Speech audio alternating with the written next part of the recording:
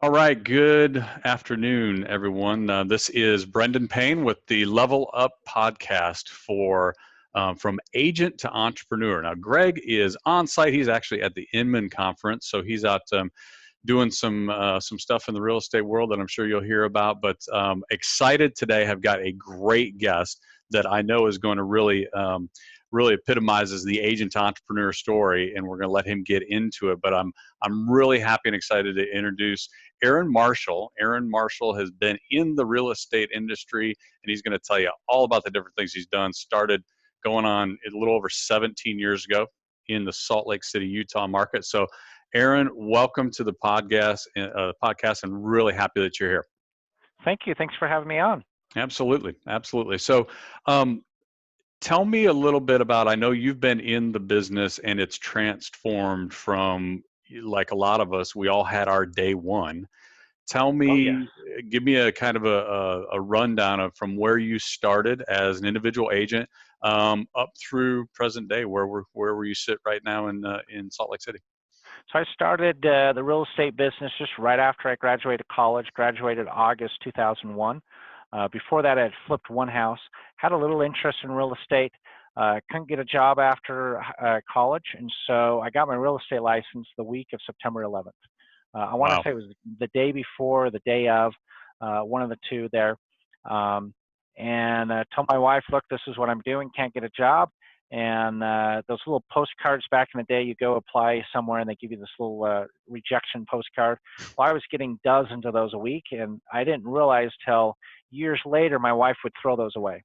She didn't want me to feel rejected and so forth. Wow. And so I kept telling her, look, this is my job. And she's like, no, when was the last time you got a paycheck? It took me 9 months to have my first closing. It was a buyer deal. It was so horrible. I was like, there's got to be a quicker way to do this. And so I quickly went over to the listing side, because I put in to have that one closing, it took me probably 100 offers. So I Wow. knew how to write an offer really well. Mm-hmm. I wanted to be the guy on the other end of the deal that had the listing that would almost guarantee to be able to close that deal. And so I went after short sales, bank foreclosures, listings first, and then short sales, bank foreclosures, and those kind of started getting drawn to me. This was in 02, 03, and then kind of wasn't really doing anything along with everybody else in 07. Started a property management business. That quickly went away. Not the property management business, but just my time and focus had to go on to real estate when the bank foreclosures and short sales picked up in 08. Had my best years 08, 09, 2010. 08, I was the #1 real estate agent here in Utah in the Salt Lake area. And because of that, I had this big old target on my back, and I could feel it. And by 2013, I would say it probably wore me out. I was like, I'm done with this, essentially retired from the real estate day-to-day business. And at that point, didn't know what I was going to do. I had some rentals. At that time, I think I had 14 rentals, have 11 today. And started a property management franchise. And there's a few other things that we'll get into later on that I've started since then as well. Wow. Okay. So now you just took 17 years and made it made it seem like it could happen in about 5 minutes. So I want to unpack Oh, some of that no. stuff because there's a lot there. So I've had a team, probably, I want to say 4 sets of teams in between there with my real estate team. I okay. would blow it up and start over again and build it up, and I blow it up. And so there was a lot of learning in between there. So there's a lot that we can go through. Okay, good. So one of the things I think is always interesting and I know that the people that are listening to this are probably already wondering, is you've gone from very similar to what most people's path is in the beginning. You go in, you don't know the language of the business, you don't know what you're doing, you finally get a deal, and then things take off. So when you started from that day one where you started and wrote 100 offers to get one done to today, was that the plan? Or when you got into business, were you going, all right, the economy's not great, it's '01, we have a lot of uncertainty in the world, so let's go try real estate because you know what, I've got an investment property or I've flipped a property and this sounds like a good idea. Was it by design or did it start by kind of default? It started by default. Couldn't get a job. Was graduated business management degree, was my undergrad, and wanted to kind of go in and do that. And if it wasn't for one of my interviews over the phone, I was trying to interview for Rubbermaid, and the guy was interviewing me, and I wasn't really trying to tell him I was an entrepreneur. Didn't really try to tell him. I was trying to get a job at the end of the day, Mm-hmm. because I had my wife, I had a child, I had one on the way. I had to feed my family, Sure. and that was a priority to me. And I called. I ended up not getting the job. Luckily, I called the guy up and asked him, "Hey, why didn't I get this job? I really wanted it." He's like, "You don't want to work for me. You want to work for yourself." That was probably one of the best things Wow. anybody could have told me. And I Yeah. came back and told my wife that, and I'm like, you know what? This guy's right. Like, I really don't want to work for anybody else. I Mm-hmm. would be the worst employee. I Yeah. really would. I have been a great employee in the past, but I've been polluted now and worked for myself for 17 years. I could not go back. Yeah. So for me, it was not by design. It was by default having to try to bring money home. I have done thousands and thousands of BPOs, the stupid broker price opinions that you Yep. make pennies on the dollar for. Yep. My wife was on WIC, Medicare. I was living with I was living at a house with that was my wife's grandma's house. We were supposed to pay rent $600 a month to my in-laws. We would pay rent maybe every 3-4 months because we had no money.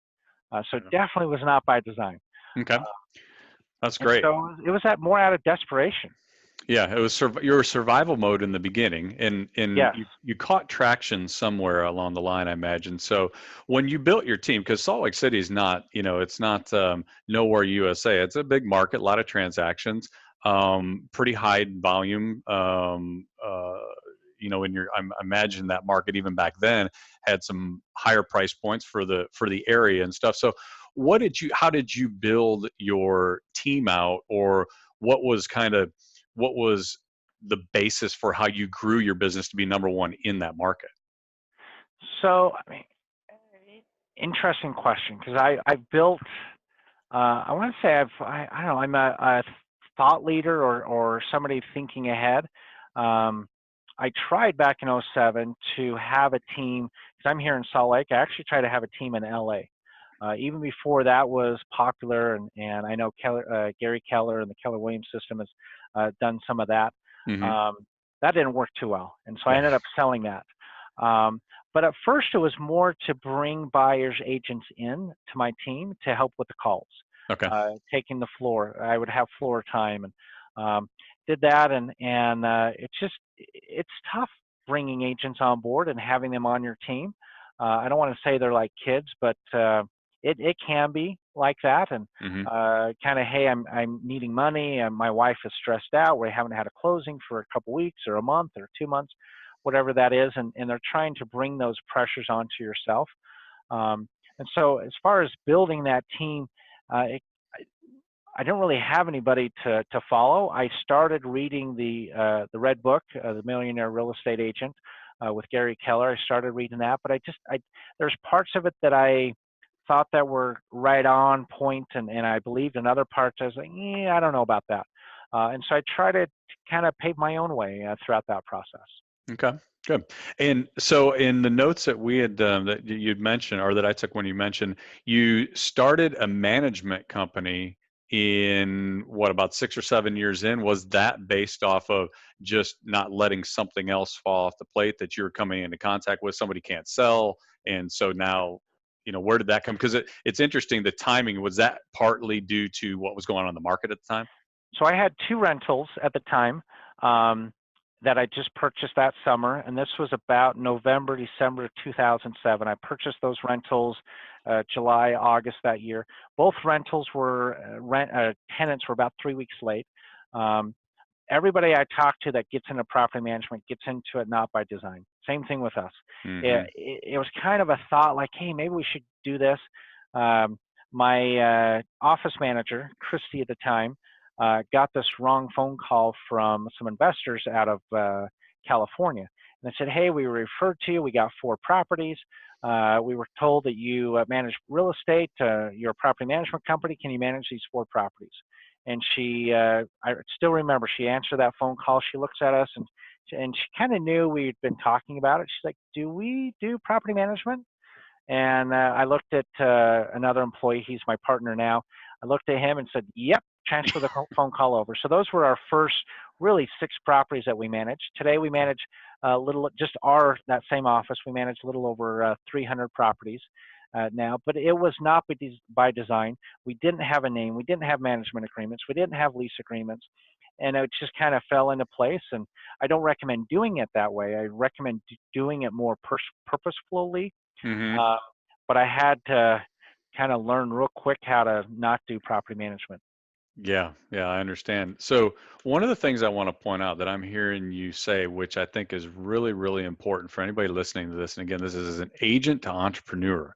The one thing that people have to understand is if you're in this business, there are so many opportunities that come by just by being in this business. And you've just elaborated on a few of them because you happen to be a real estate agent and all these different things come up. Somebody calls in and they're like, "Do you do this?" And you're looking at your partner going, "Not yet." And now Yep. all of a sudden, look where it's taken you. So, what do you think what's inside of you, or what do you think gives you the opportunity when you see those things to say, "Okay, I had a steady real estate business, and now I'm going to branch off here and take a chance that this doesn't work." Like, what makes that okay with you? Well, back then I was even looking at like different franchise businesses to get into. I had a franchise coach at the time, Hmm. um, and I wanted another pillar of business. Back then, it was just starting the thought process for real estate agents and brokers and team leads that we need something else other than just the steady income. And so I started getting my rentals in place. Now I have 11, but I bet you over the last 5 years I purchased about 6 or 7, and all of those just fell in my lap. We're in real estate. There's no better way to invest in yourself and your future and your retirement than buying the best product that's out there. At least I believe in that for your retirement, and that's real estate. Yep. So invest in that. You're going to get deals coming to you. You can evaluate it. You don't need an appraiser out there. You know what the market conditions are. If you don't know what rents are, ask around. But it's just, we're in this business every day. And I knew that I couldn't continue to last forever chasing the REO business or chasing the listing agent, the listings. I've had a radio show. I did that for 5 years. I've done radio commercials for 5 years, and it just kind of started wearing me out in 2013. Like, I want a different lifestyle. I want to be able to go on vacation and not have to worry about my business. And oddly enough, next Wednesday I'm heading out for 2 weeks to Thailand. Awesome. I will bet probably within that 2 weeks, I'll probably do business or work maybe 2 to 3 hours the entire time. Whereas I went to China for 2 weeks during this process when I had my assistant, Christy, and I still had to try to put in an hour, 2 hours every single day to approve things, answer questions, all kinds of things. And I've tried to purposely, since 2013, build a business that doesn't need me there all the time. I mean, I want to feel needed. I want to feel like a business or have a business that needs me, that I'm a part of, something bigger. But at the same time, I want to be able to feel like it doesn't need me every day as well. So Absolutely. since then, I purposely tried to build that. But back then, it was just an idea that I had, and nobody was telling me that I should do this, or I don't know, it's just my gut, and this is what I feel like I should do, and so I went for it. Got it. Yeah, and there's no doubt. I mean, in 2013, if anybody was selling before 2000, 8 and went through 2008 to 2013, the one rule and the one lesson that you learned as somebody in the real estate industry is you better not be one dimensional. You better have some flexibility and be able to pivot not only with the shift in the market, but pivot with the way that you do business. And that's not just a 2008 to 2013 conversation. That is a real estate industry conversation. Nothing stays the same forever. So I think that's a really, That's really good point. That's totally true. And I talk to So many other real estate agents, brokers out there, they love the business. There's so many ways to make money in real estate. There's Hmm. not just one. It's not just buyers. It's not just listings. There's so many other ways. I have a couple businesses that help within the real estate industry that help bring money back home to the same pot. Hmm. Yep, absolutely. And there's so many ancillary things that are around the business that um, there's opportunity there. But you had probably the most important part was your core, how you put money in the bank and food on the table for your first 8 to 10 years in business. That's what you did first. You got Yep. to become an expert at that, build your business so you knew where the income was coming from. Then your exposure to all the other parts of the business allowed you to branch off, versus I think sometimes a mistake that maybe people make is they see all the opportunity, but if they never learn something within the core, they're continually chasing something else, and then they never, they may never find the success in any of them. And totally agree. And make sure whatever that one of your pillars, if the market turns, does that other pillar or one of those pillars, will it turn and go down as well? Try not to have so many relying on such a great economy. That's one of the reasons why I love property management. Yeah, property management can suck as well because of the tenants and the issues that come with that. But at the end of the day, for a business and have that as an ancillary business within your uh, business, it's awesome. The market Hmm. goes down, people still need a roof over their head. They're still paying rent. They still, most of the time, have jobs. And so it's money still coming in to help support and feed your entire team or business. Yep, absolutely. So you've mentioned it. Now I want to talk about what you've grown that management company. So you start selling real estate, then you default into, hey, I need to manage some properties.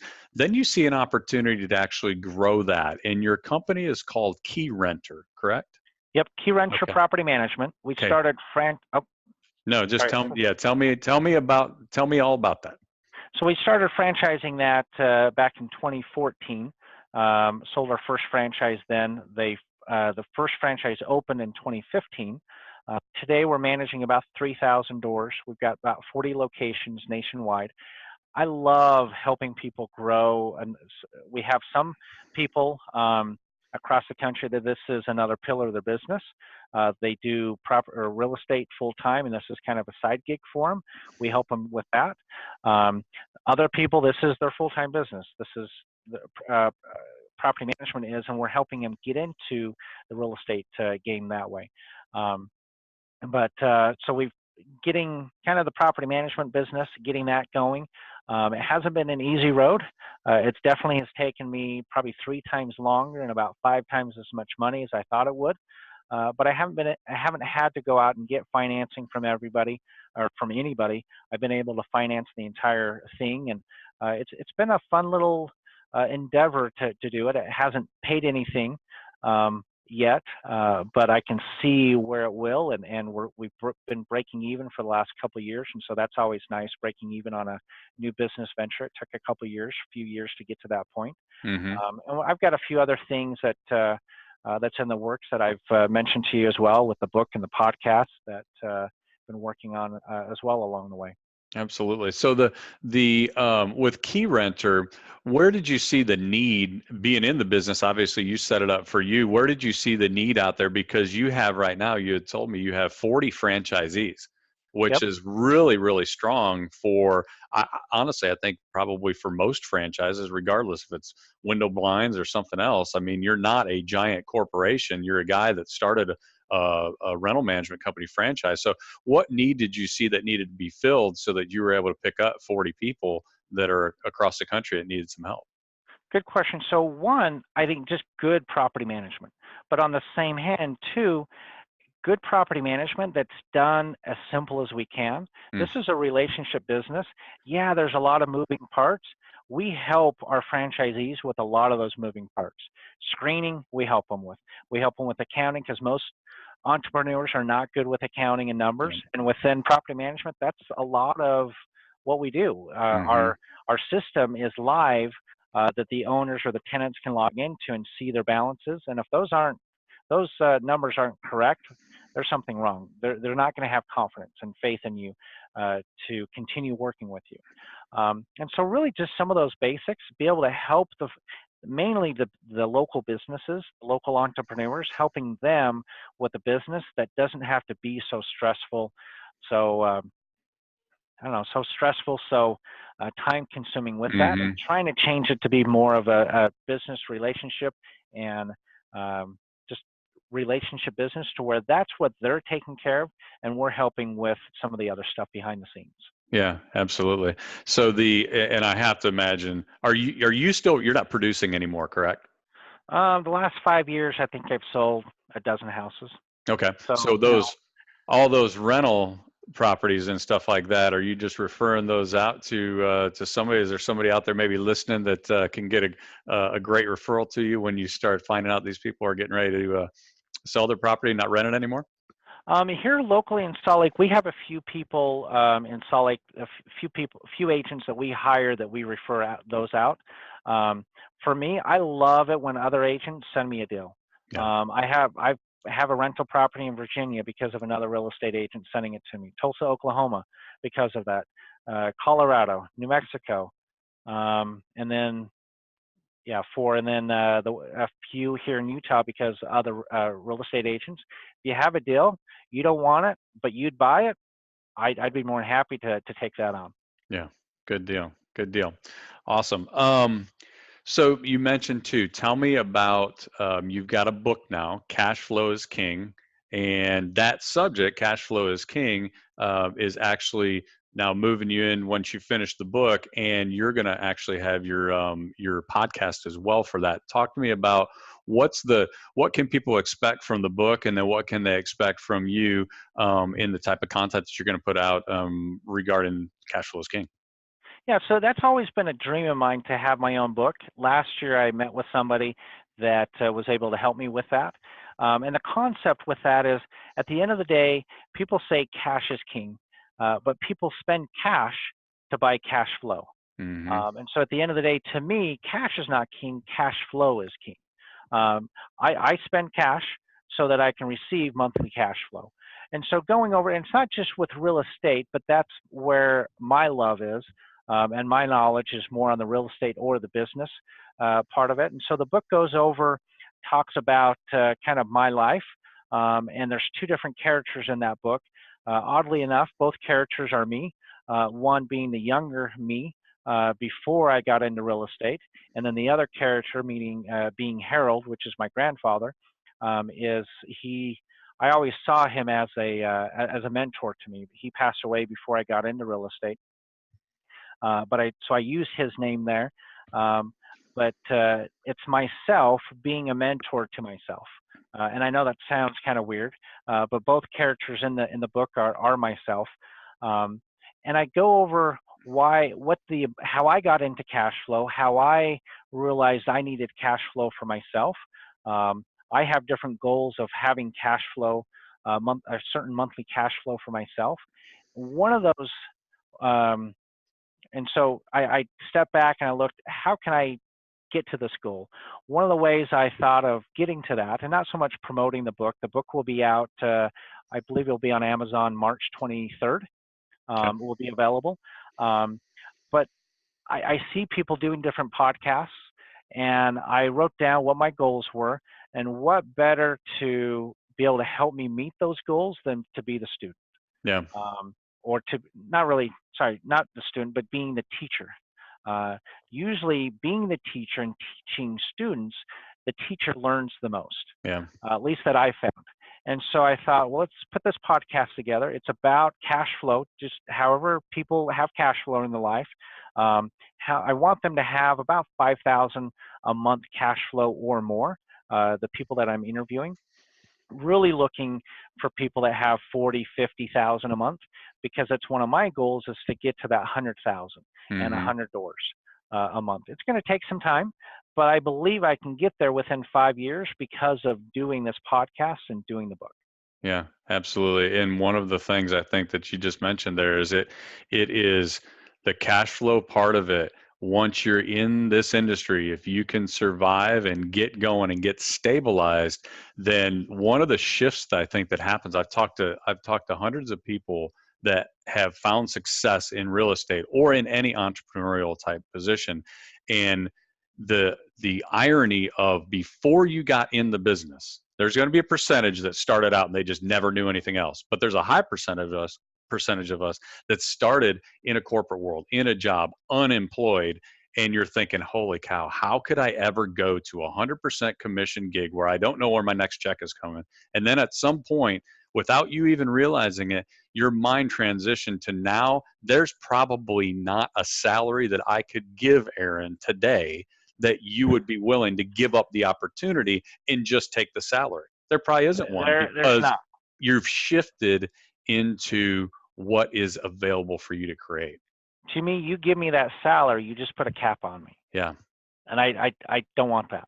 Yep. Let me go out and do what I can do, what I believe I'm worth, and what I believe I can help others as well. I think that's truly my best. I think that's truly the best Aaron. Yeah. Not just going out making money, but also I enjoy helping other people make money and helping other people get to where their dreams are, building a business, building a property management business, creating cash flow for themselves. That's really what I love to do. Awesome. Two quick questions to finish up, and you've given some great information for the audience today. The first one is, you have a goal for how many franchises you're going to sell in 2019. And the second one is, I know you're a big reader. You like to, whether it's reading books or listening to audiobooks, give us one of your favorites in the last few months that maybe some people can check out. Yeah, you bet. So this year, my goal is 2 a month, 2 new franchisees a month. So 24 new franchisees. And then for reading, I don't have a whole lot of time reading. And so I do the Audible. But I'm on a plan to where I can get 2 new books a month. Some of mine that I've just finished reading, just because I'm doing some online marketing stuff. They Ask You Answer by Marcus Sheridan. I think that's a great book. I just finished that. Who Moved My Cheese? The Ultimate Sales Machine. Chet Holmes. I love that book. It's a great one. Probably my 2 favorite ones, and it can be any book. Robert Kiyosaki, Rich Dad, Poor Dad. That's really what got me into this business. Reading that back, I want to say it was 1999, and I just resonated really well with them. And then I am a Tony Robbins fan. Anything Tony Robbins, I'll eat up as well. Great. But those are, I mean, I could go through, I bet you I have probably 100 books on my Audible account, and my goal this year is to get through 40. Strong. Well, you definitely will. There's no doubt you'll learn something and have a lot of success in 2019. I think the 2 franchises a month is probably a done deal after talking with you. So I think you're well on your way. So for anybody out there listening, if you have any needs, anybody you know of that is looking to really level up their rental management company or get into that business, great opportunity here. And if you have any properties that you can send Aaron, I'm sure he'd love another deal regardless of the market, because he can find the management crew for it. So thank you very much for everything that you've shared. How can people get a hold of you if they want to reach out to you, and also keep in touch with the book release as well as when your podcast starts? What's the best way to contact you? Well, Facebook, I would say probably Instagram, Aaron J. Marshall, or Cashflow is King. Instagram account, both of those, follow those. I should have our first podcast out here within the next couple weeks. And we'll be out on iTunes and Google Play here by the end of February. Outstanding. Well, thank you again for jumping on here, and a lot of great information. And we appreciate it. Again, same thing with me. You can always find me on Facebook, Instagram, and look forward to seeing great things from you, Aaron. Thanks again. Hey, thank you.